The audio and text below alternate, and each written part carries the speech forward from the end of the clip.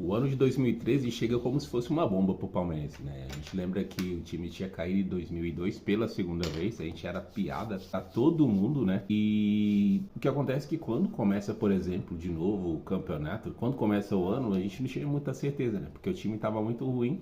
E aí um certo Paulo Nobre assume a presidência no final de janeiro, se não me engano, dia 30 de janeiro de 2013. E aí em fevereiro, aí eu tava no trabalho, eu trabalhava num supermercado, aí estava ouvindo lá o Mauro Martins, que inclusive jogou no Palmeiras, falando a respeito, né, do filho dele receber uma sondagem de Palmeiras, né, pra jogar lá.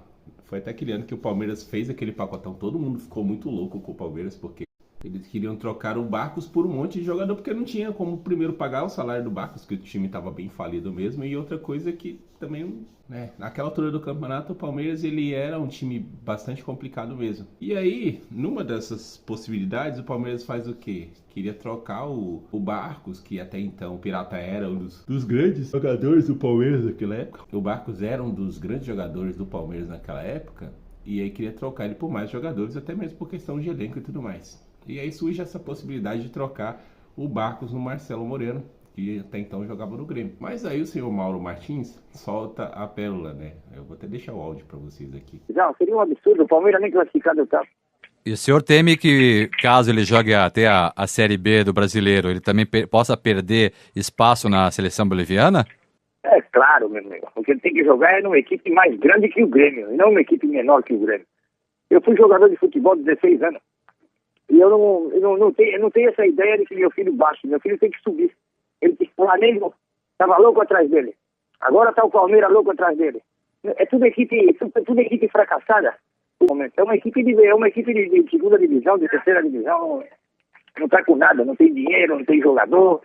O que tem é tudo jogador fracassado. Então, quer dizer, eu não quero que meu filho vá para lá para ser... Dizendo que o Palmeiras era um time falido, que não sei o que, era um time de Série B e blá blá blá, blá, blá, blá. Eu acredito que o Paulo Nobre, por ser mais palmeirense que a gente, porque ele era o cara com o dinheiro, ele deve ter ficado muito louco com aquilo, né? Porque, infelizmente, embora a gente ficasse puto naquela época, a gente ficou bem puto naquela época, não era uma mentira. O Palmeiras realmente era um time que jogava a Série B e era um time que não tinha muito jeito. Se você olhasse, por exemplo, era um rombo atrás do outro, era uma descoberta atrás da outra, era uma situação ruim atrás da outra, e a ponto do time não ter condição para nada, e era uma incerteza muito grande. Aqui o Paulo Nobre ele chega, começa a ver as coisas, começa a ir atrás das coisas, começa a cortar custos, que o Palmeiras vai ser uma festa. E quando isso acontece, aí esse rapaz fala isso daí, eu acho que mexe com o ego do palmeirense, né? E todo mundo ficou louco. E ninguém mais gostava do Moreno, coitado, ele tinha nada a ver com aquilo. E a própria carreira dele depois, tem até o pessoal que brinca, né? Que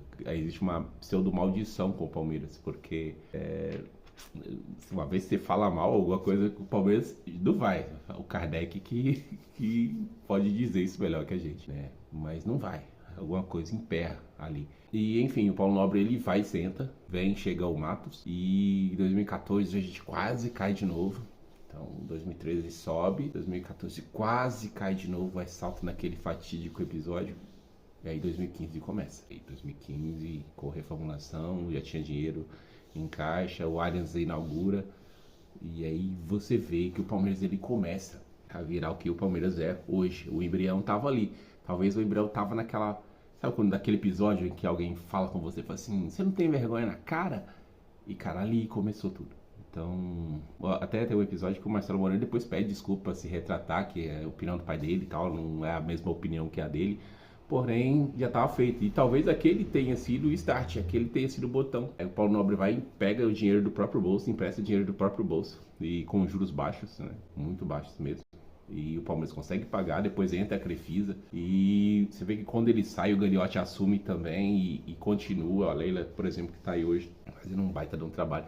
E o Palmeiras, embora tenha a terceira ou quarta, né? Porque está sempre aquela guerra ele e São Paulo, um acima do outro, mas ele tem um faturamento que bate, por exemplo, o Corinthians e chega próximo. Não vou dizer que é igual o Flamengo, que não é, a gente sabe que não é. O Flamengo é uma torcida de massa. E apesar que em números de consumo ela não é tão grande, por exemplo, quanto a do Palmeiras, mas assim, tanto é que o Palmeiras consegue ter um apelo comercial bastante interessante pela posição dele e pela quantidade de torcedores, né? Enquanto fala-se, embora a gente saiba que é terceirizada, que um tem 42 milhões de torcedores, o outro tem bem menos. Então, enfim, Mas é isso. O Palmeiras, esse episódio específico que você tá vendo do caso do Moreno, foi o start e o boom para tudo isso ter acontecido. Avante palestra.